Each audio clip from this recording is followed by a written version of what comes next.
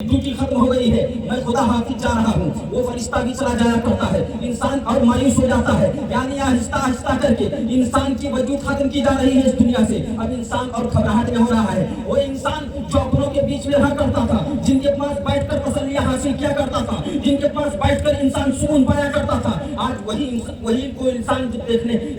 इंसान को जब लोग देखने जाते हैं, उसी के अपने जाते हैं, अजीज़ व अकारीब करीब जाते हैं, वो इंसान बेचैन हो जाता है, उन्हें दूर रहने की कोशिश करता है, उन्हें दूर कहता है रहो, और कहता है मेरे करीब मत आओ। बेचैनी आ जाती है, बोलना पसंद नहीं करता है, किसी की बातों को गवारा करना पसंद नहीं करता है। वो इंसान खामोश रहने को करता है। क्यों? क्योंकि उसको बेचैनी हो रही है, उसे वो रंज सता रहा है, कहीं ऐसा ना हो कि मुझे मौत आ जाए। अब उसे खुदा की जो है डर सता रही है। याद रखो, अल्लाह के रसूल ने फरमाया है, इंसान के बुजुर्गी की इबादत से बढ़कर इंसान के जवानी की इबादत पाई जाती है। ऐ नौजवान जो मोबाइलों में अपने वक्त को गुजारा करता है, जो ट्विटर में अपने वक्त को कीमती जिंदगी के जो है गुजार दिया करता है, ये जिंदगी के कीमती वक्तों को मोबाइलों के बजाय अगर दरूद इब्राहिम पढ़ा करेगा, अगर कलमा शरीफ की तिलावत करेगा, कुरान की आयत का तिलावत करेगा, तो यकीन जान जो तुझे परेशानियां मौत की तकलीफ मौत के वक्त दी जाएंगी, जो तुझे हैरानियां आएंगी, जो बेचैनियां आएंगी, अल्लाह रब्बुल इज्जत उन बेचैनियों से तुझे निजात बख्श देगा,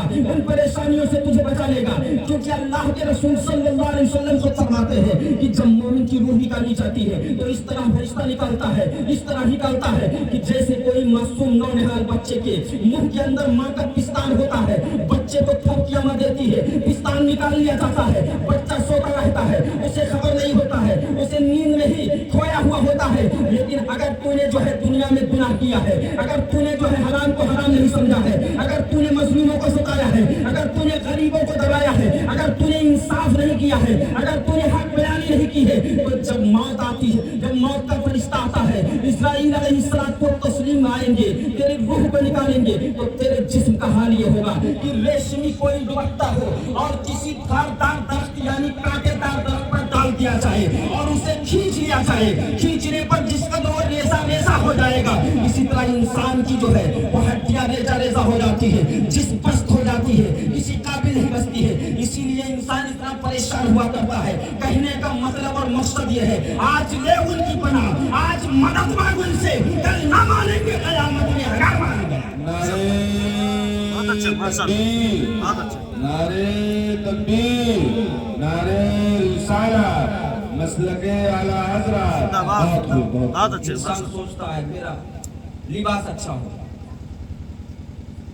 घर लाया गया, डॉक्टर ने जवाब दिया है दवा काम नहीं कर रही है, घर लाया गया, हजरत तशरीफ लाए, बड़े हजरत इस्राईल अलैहिस्सलाम तशरीफ लाए,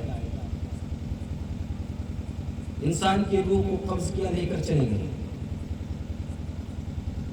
अब इंसान की रूह जब फरिश्ता ले जाता है तो ऊपर ऊपर ले जाता है, ऊपर ऊपर ले जाता है, लेकिन जब वापस मुर्दे को रूह डालना होता है तो लिखा है कि कब्र जमीन के अंदर अंदर लाती। क्यों?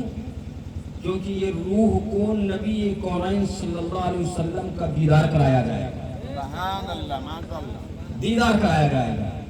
इंसान को घर लाया गया, मौत हो गई, वही कपड़ा जिसे बहुत कीमती, बहुत अच्छा समझता था, जो बदन पर रखा था, गुरूर में चलता था, जमीन पर अटा कर जाता था, वही कपड़ा उतार लिया गया, सफेद कपड़ा दिया गया है, नाम कफन है। कल थे मखमली बिस्तर, आज क्या ये आलम है, एक कफन का टुकड़ा है और खाक का बिछौना है। इंसान के अपने अजीज व अकारीब हैं, वो रो रहे हैं, हमारे दरमियान से वो हमारा चला गया। बेटा है, रो रहा है, हमारे सरों से बाप का साया चला गया। हमें जो रोशनी सूरज बाप के शक्ल में देता था वो अंधेरे में डाल गया। अब इंसान रो रो कर बुरा हाल हो रहा है। वो महल जिसको बनाने के लिए इंसान ने हराम व हलाल का परवाना किया, इंसान ने वो महल जिसको अच्छा दिखे یہ بنانے کے لیے پیسوں کو، قیمتی کمائیوں کو اکٹھا کیا، وہ محل سے اس کو